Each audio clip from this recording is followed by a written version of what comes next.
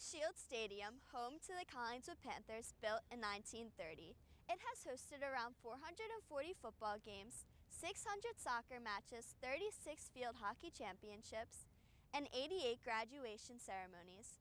Although this field holds memories for Collingswood families and graduates, time has left its mark on the aging stadium, and the wear and tear of the field has become difficult to manage. We've had to put about $1 million into it in order to repair it.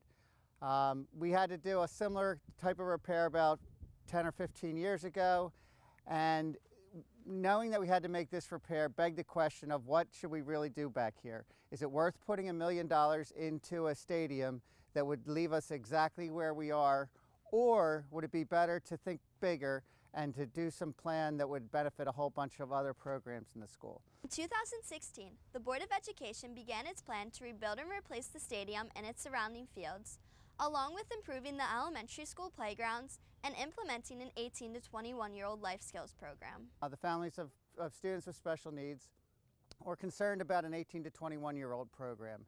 As a district, we're required to provide education to certain special education students until they're 21. As part of this program, we're going to be able to educate them in district and also have the possibility of bringing other students from other districts into our district.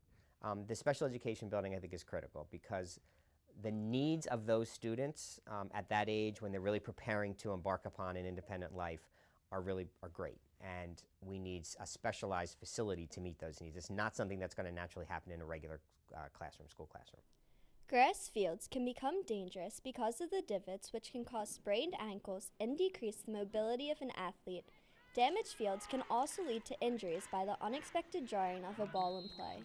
What I'm most concerned with, when things are nice and they're pretty and they're shiny, everybody likes that. But the safety aspect to me is important because right now our fields are just overused. I'm on the Little League board. My kids are active in sports. I've been in Knights Park. I know how Knights Park is becoming an athletic field. That's not really what Knights Park is supposed to be. By reorienting the football field and adding additional fields there and multi-purpose turf fields, we're going to alleviate some of that pressure on Knights Park. The school district spends a lot of time and money maintaining the fields in Knights Park. They're not going to have to do that anymore. So what's the benefit to the community? A football field and stadium that we're going to have to replace at some point, additional fields for more students to use, and a grammar school that has less toxins. Collingswood is home to 5 elementary schools. These children either have recess on a blacktop or manufactured rubber playgrounds. These surfaces have been deemed environmentally harmful. Elementary school playgrounds have the current fall material is a rubber nugget, and the community has spoken and let us know that they're not comfortable with that material being there. It's a very safe material, but there's some concerns about what it's doing to the environment. That being said, we're recommending a poured-in-place material be applied, and that's where the elementary would benefit from this particular project. I have 2 kids that are in grammar school. The community a couple years ago was complaining about the surfaces at the grammar schools. Part of this proposal is going to change all that and take care of the toxins that they were concerned with. Replacing the playground surface with the safer poured-in-place rubber tops will provide a better and easily maintainable playground area for the elementary schools in our district. Throughout South Jersey, high schools have been replacing grass fields with turf fields because it improves the style of play for the athlete and better prepares them for college athletics. Athletes will see the benefit of multi-purpose fields. So with that, there's less maintenance and upkeep, but the field will be designed and lined for 5 different sports. Although most of the Collingswood community agrees with the plans, most are apprehensive when it comes to the debt they would incur from taxes being raised. Taxes. The increase in taxes are the biggest concern. I'm pretty sure if there was a rich donor who just donated us $14 million so that we could do this, nobody would object.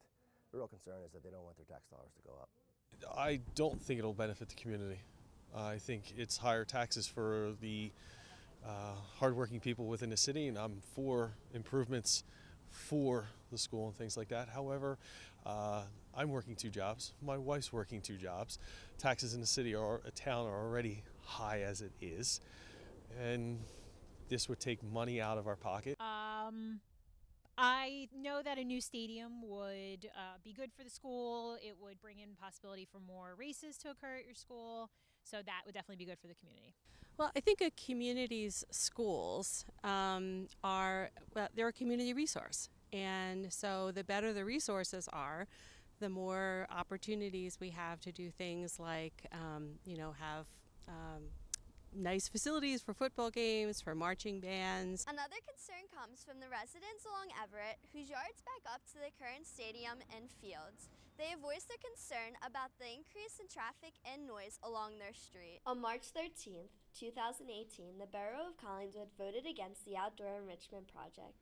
Instead of new construction, which would include a new grand stadium, turf fields, and new playgrounds, the Board of Education will renovate existing areas and erect bleachers where the 88-year-old stadium once stood. The project will be funded through the existing budget.